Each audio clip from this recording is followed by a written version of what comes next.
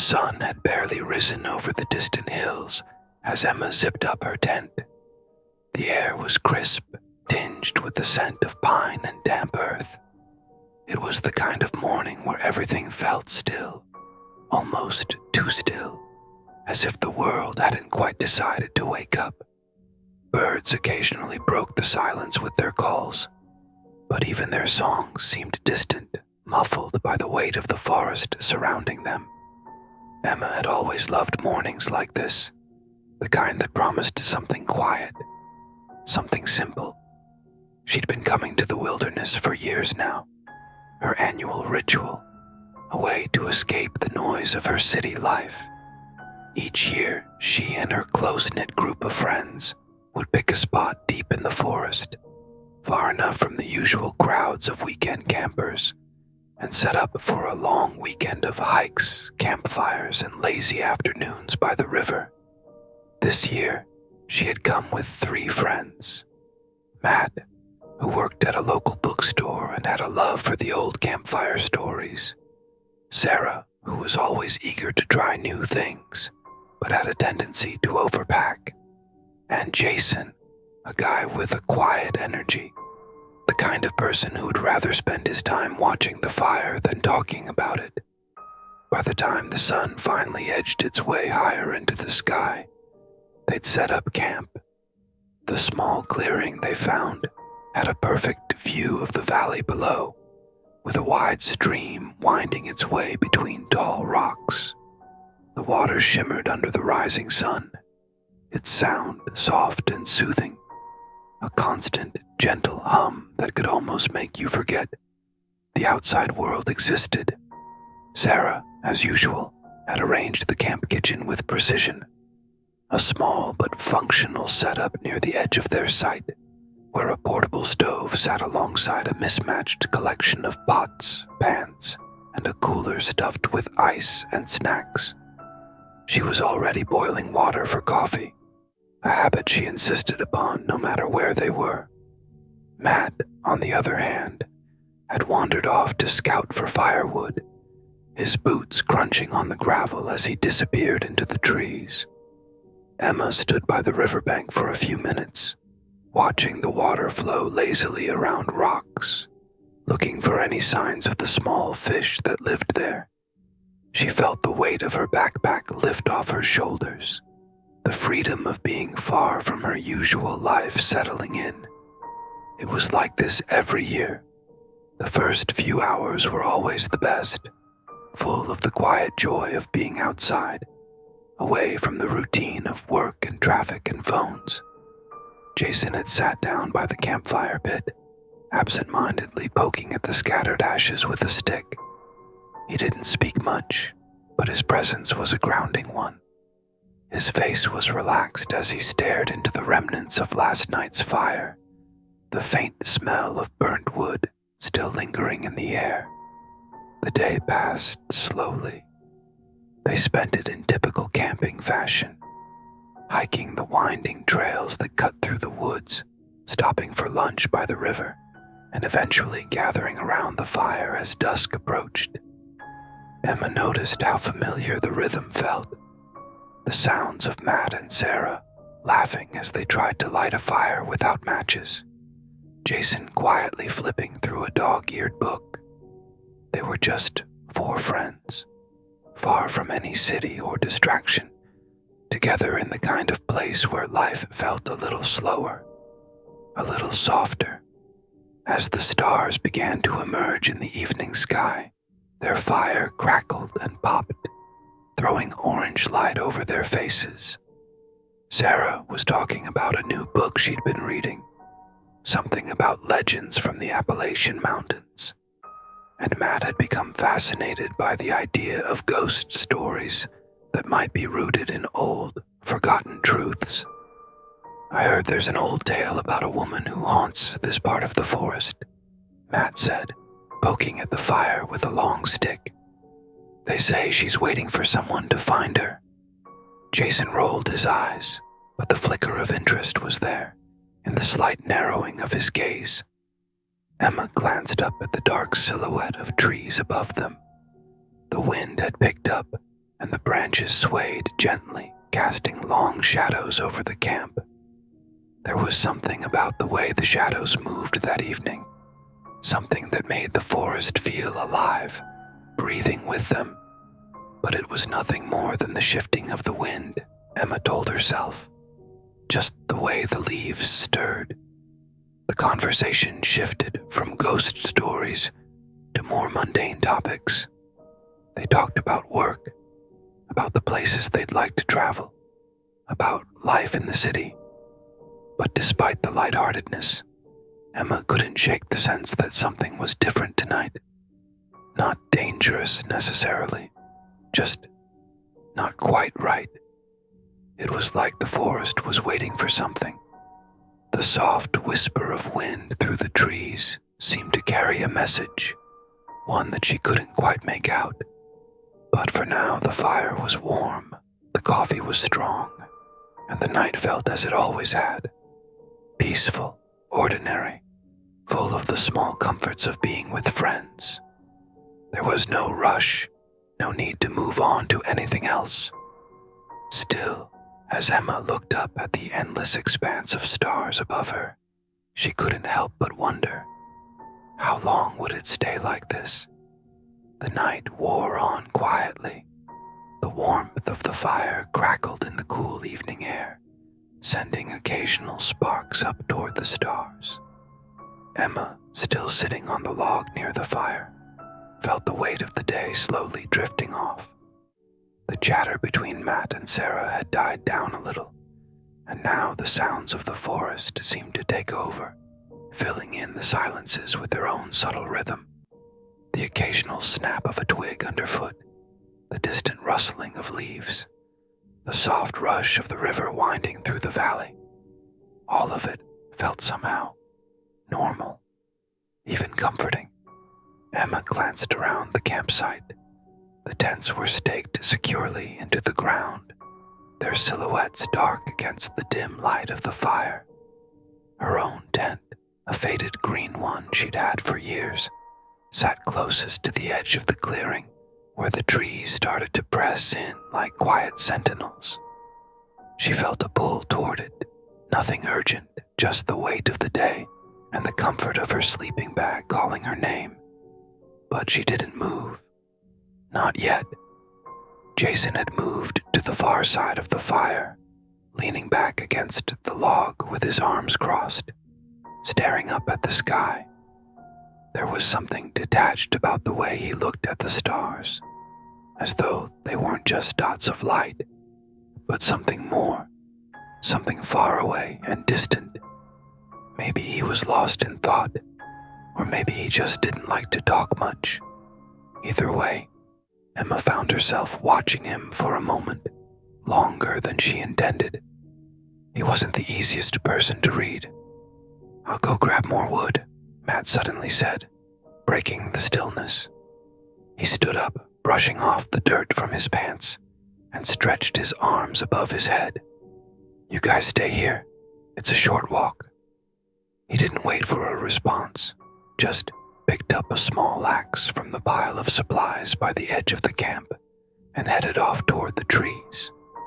The sound of his footsteps quickly faded, swallowed by the night.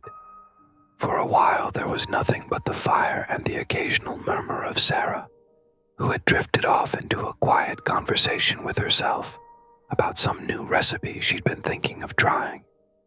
It was always like this with Sarah. Her mind seemed to constantly move, even if the rest of the world was still. Emma smiled at the thought, and for a moment, it felt like time had slowed to a crawl. It was nice, this stillness. Almost too nice. Jason shifted beside her, pulling his jacket tighter around his shoulders, as if the air had cooled a few degrees. He didn't speak, but his gaze moved from the fire to the line of trees at the edge of the clearing. Emma followed his eyes, wondering what exactly he saw in that direction. She hadn't thought much about the trees before, but now that they were there, looming just beyond the firelight, they felt different, a little more oppressive, like they were standing guard over something, waiting for something. She shook the thought from her mind, focusing instead on the flickering orange glow of the fire. The light danced across the faces of her friends, casting long shadows on the ground. It felt like they were all in this little bubble, untouched by the world beyond. For a while it was easy to believe nothing could break that bubble. But then, almost imperceptibly, the wind shifted. It was subtle at first, just a slight rustle in the trees that caught Emma's attention. The sound of the river, which had been so steady and constant, seemed to fade into the background, almost as if it had been muted by the wind itself. Emma glanced around, trying to place what felt off. The fire crackled again, sending another burst of sparks into the night air, and Sarah made a half-laughing, half-grumbling sound about the wood she'd just added being damp. "Maybe we should have brought more dry stuff," she said, poking at the logs with the stick she was holding. Her voice sounded almost too loud, too sharp against the suddenly dense quiet of the woods. Jason didn't respond. His eyes were still fixed on the dark line of trees at the edge of the camp. Emma followed his gaze again, wondering if he had noticed the shift in the air too. The trees, now taller and more imposing in the dark, seemed to stretch even further into the sky. The shadows between them grew long and deep, like black ink spilling out over the ground. A sudden crack of a branch, breaking somewhere to their left, made Emma jump. It was too loud, too abrupt, and it sent a jolt of tension through the group. Sarah flinched, her stick dropping from her hands. For a moment, no one moved. No one spoke. "Just an animal," Jason said quietly, though his tone lacked its usual certainty.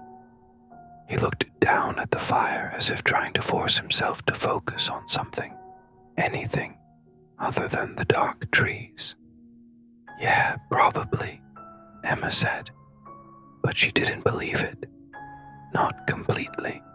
The sound had been too deliberate, too close. A few moments passed, and then the air seemed to settle again, returning to its earlier calm. The wind had died down, and the usual sounds of the forest began to trickle back into the quiet. But Emma couldn't shake the feeling that something had changed, even if she couldn't pinpoint what it was. The night had gotten deeper, and in that depth, something felt just off. "Hey, Matt's been gone a while, don't you think?" Sarah asked after a few minutes, glancing over her shoulder toward the tree line. "Should we go check on him?" Emma blinked. She hadn't realized how long Matt had been gone until Sarah brought it up. She looked toward the trees, but the darkness there seemed impenetrable, swallowing up anything that dared to approach it. "He'll be fine," Emma said, trying to sound more certain than she felt. "He's probably just caught up gathering more wood." Jason gave a slight nod, but his gaze remained distant. The silence that followed felt a little too heavy, too full of something unspoken. And yet, despite the growing unease, there was no rush to break it. They all just sat there as the minutes stretched on, watching the fire, listening to the occasional crackle of the logs, and feeling the weight of the night pressing down on them. For now, the world outside their camp remained just that, outside. But as the trees swayed in the growing wind, Emma couldn't help but wonder if something in the forest was starting to stir too. Something that might not remain outside for much longer. She shook her head again, trying to dismiss the thought, but for the first time that night she couldn't shake the feeling that it wouldn't be long before they'd all have to face whatever was waiting in the darkness. The fire continued to burn steadily, its orange glow painting the clearing in shifting shadows. But as the minutes passed, it felt less like warmth and more like something that held the night in place, as if waiting for something else to move. Emma couldn't quite explain it. There was nothing overtly wrong, nothing that screamed danger, but something about the way the air felt heavy. It wasn't the kind of heaviness that came with the storm clouds or impending rain. It was the weight of stillness, the kind that made you wonder if you were missing something. Sarah shifted uneasily, her attention wandering between the trees and the crackling fire. She tried to make a light-hearted joke about the wood being damp again, but her voice had lost its usual brightness. It was as if the trees had started to swallow the sound of the night, leaving the camp with an unsettling quiet that didn't feel quite natural. Jason didn't say anything, but his gaze had wandered off, not to the trees this time, but to the path leading back into the woods where Matt had disappeared. His lips were pressed together, and his shoulders seemed to tighten every time the wind picked up again. Emma caught the faintest shift in his posture, a slight tension in his jaw, but he didn't move, didn't acknowledge the sudden restlessness that had settled over them. She looked back at the trees herself, that dark, impenetrable line between the campsite and the unknown. The forest stretched out beyond the firelight, reaching far beyond what they could see, and the wind carried with it the soft rustling of branches, like whispers, though Emma knew it was just the trees. She kept telling herself it was just the trees. The quiet between them stretched. "Matt's taking longer than usual," Sarah said again, her voice quieter this time. She wasn't joking anymore. "Yeah," Emma replied, trying to sound nonchalant, though the words felt thin. It had been a long time since Matt had left to gather wood. Too long. Jason finally stood, his movements slow, deliberate. He didn't say anything, just reached down and picked up the flashlight from the pile of gear near the fire. The beam of light sharp in the dark. Emma's heart skipped a beat, but she told herself it was nothing. They'd gone off on their own before, the quiet one at the campfire, while the others wandered off.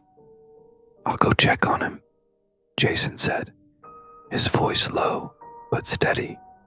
His expression was unreadable as he turned toward the dark tree line. "You guys stay put." Emma opened her mouth to protest, but the words didn't come. It wasn't that she thought Matt was in any kind of trouble. He was just gathering firewood, for God's sake. It wasn't a big deal, but something about the way Jason spoke made the hairs on the back of her neck stand up. He didn't wait for a response. He just walked away, his boots crunching softly over the earth, his flashlight beam cutting through the dark.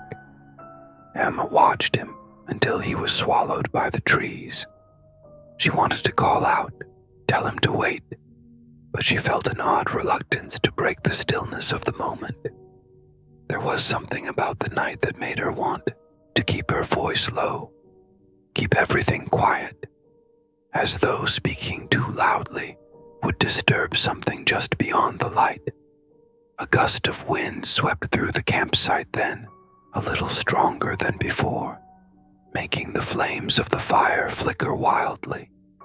The sudden movement felt like a jolt, snapping Emma's attention back to the camp. She saw Sarah tug her jacket a little tighter around her shoulders, a slight frown on her face as she scanned the edge of the trees. "Do you think he's okay?" Sarah asked, her voice almost lost in the wind. Emma shrugged, though she felt a tightness in her chest she couldn't explain. "Yeah, he's probably just taking his time. You know, Matt." The minutes passed. The fire's warmth seemed to diminish with every passing second, leaving a coldness that wasn't physical, but emotional. The sound of the forest had shifted again, too. The night was quieter now, more still, as though it was holding its breath. The distant rush of the river had faded beneath the pressing silence of the trees. Emma glanced at the path where Jason had disappeared. She should feel more at ease by now, but she didn't. She kept seeing flashes of movement at the edge of her vision, but when she turned, there was nothing there, just the shifting shadows of the trees, swaying slightly in the breeze. It was like the forest had grown alive, twisting and turning just out of sight. A sound broke through the silence, a soft, faint rustling, like something moving quickly through the underbrush. Emma froze. Her eyes darted to the shadows, but the movement was gone as quickly as it had appeared. She thought maybe it had been an animal, some small creature scurrying about, but the hairs on her neck prickled anyway, and the strange unease only seemed to grow. "Did you hear that?" Sarah's voice was barely above a whisper. She was staring intently at the trees now, her body tense. Emma nodded, but it wasn't an animal, was it? It didn't feel like one. Probably just a squirrel or something. It's nothing. But even as she said the words, she wasn't convinced. The air felt heavier now, thicker. Every small noise felt amplified, like the world was listening too closely. There was no reason for her to feel so on edge, but the sensation crawled up her spine, spreading slowly, quietly. Minutes dragged by, each one feeling longer than the last. There was no sound of Matt or Jason, no sign of either of them, and Emma found herself shifting uncomfortably on the log, glancing at the trees every few seconds, as if expecting them to answer her. She wasn't sure what she was waiting for. Something told her, though, that when Jason came back, things would feel different, like the night itself had changed in some way, and whatever had been stirring in the distance would be here, just beyond the firelight, waiting to reveal itself. But for now, all she could do was sit in the quiet, the soft wind whipping through the trees, and wonder if, just for a moment, the world had stopped moving altogether. The air had become dense, suffocating, as though the forest itself was holding its breath. Emma kept glancing toward the trees, feeling the weight of the darkness creeping closer, like an unseen presence just beyond the edge of her sight. The wind had picked up again, stronger now, but it didn't feel like it was moving through the trees anymore.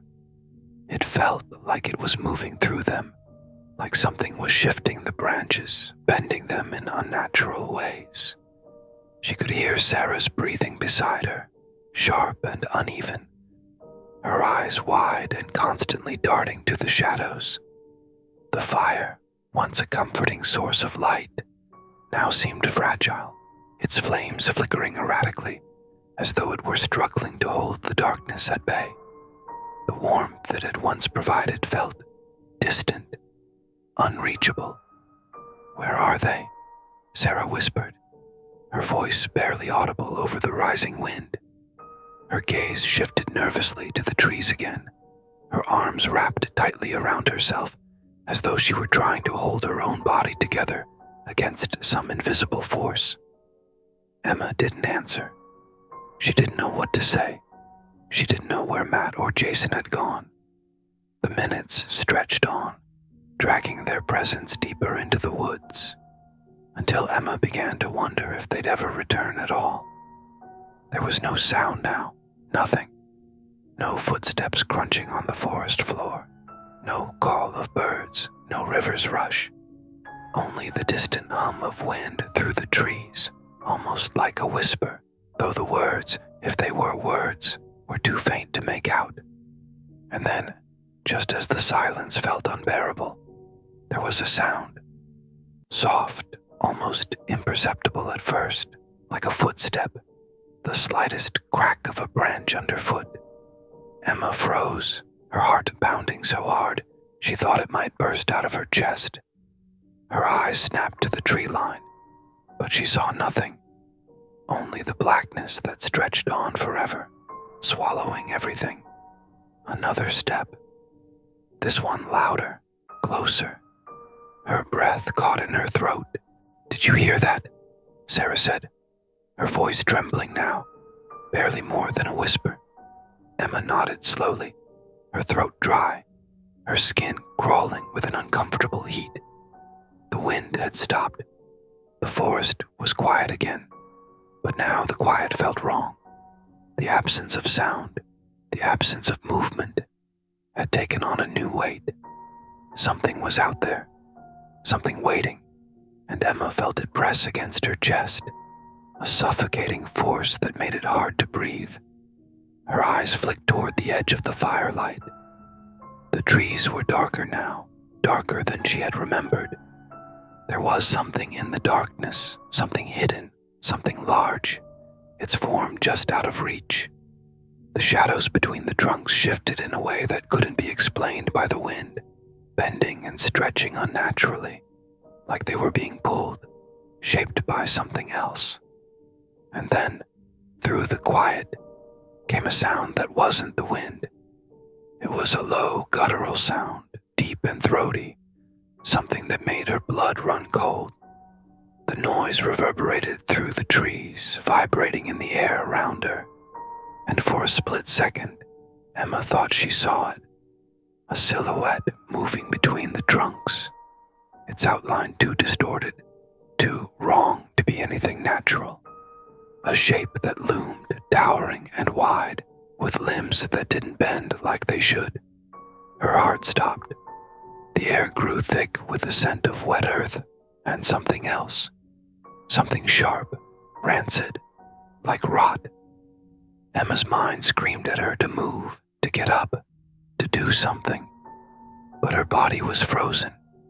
Her eyes were locked on the darkness, on the place where that shape had been, and she could feel her body betraying her as her feet refused to obey, as her hands trembled uncontrollably by her sides.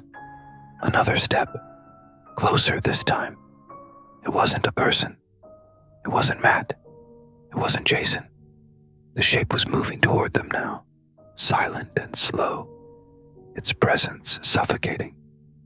The air around her seemed to thicken, as though it was being drawn into the shape, pulled in by something unnatural, something ancient.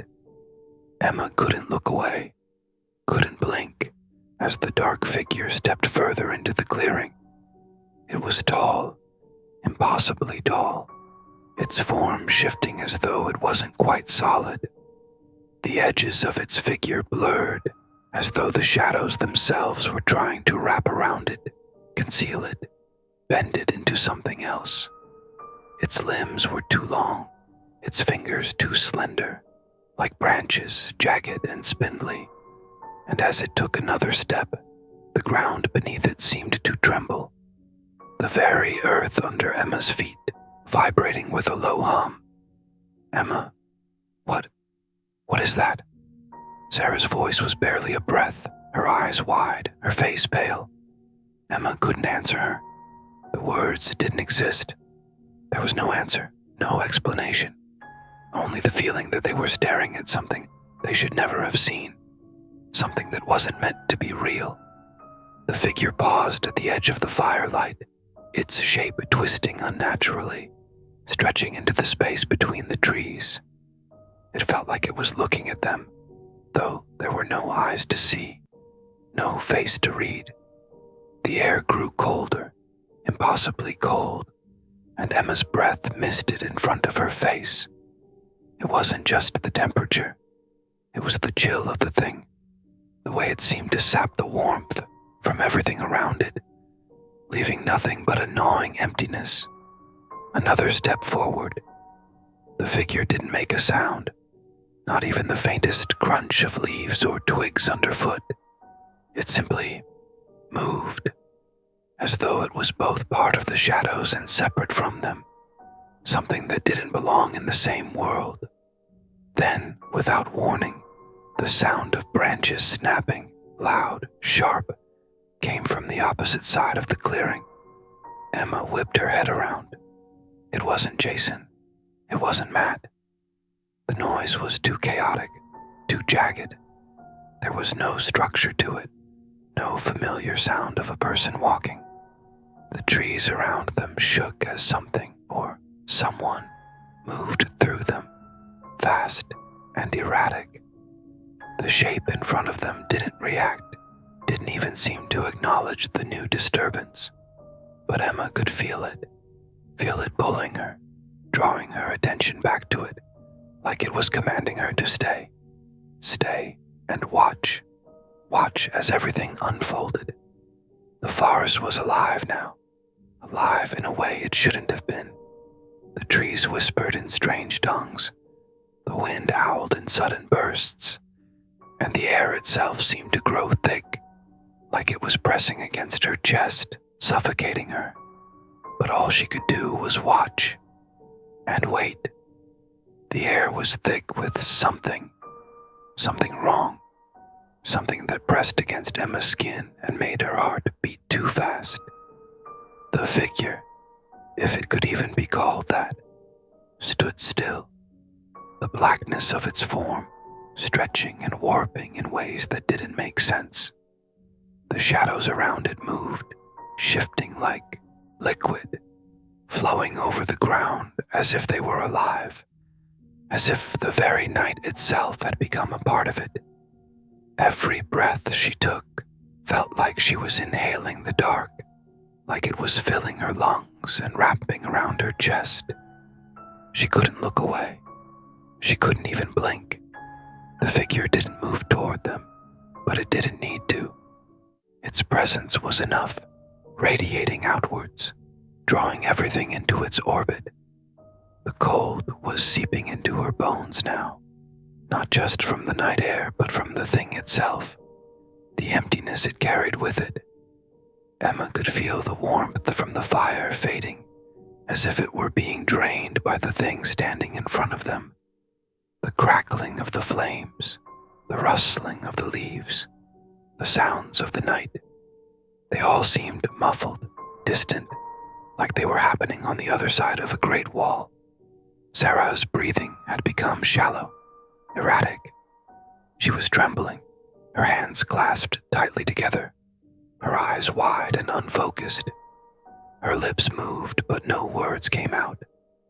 Emma couldn't hear her, couldn't understand her. There was only the oppressive silence between them and the thing that didn't belong in this world, that didn't belong in this place. For what felt like an eternity, the clearing remained still, frozen in time. Then, slowly, the ground beneath Emma's feet trembled again, a faint vibration that seemed to resonate deep inside her chest. She glanced to the side, where the movement in the trees had come from, the erratic, unnatural noise from the darkness that had disturbed the air earlier.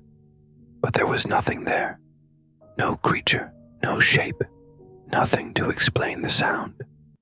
The forest, it seemed, had closed itself off completely, sealing them in. Her heart pounded in her throat, the only thing that felt real in a world that was rapidly slipping away from her grasp.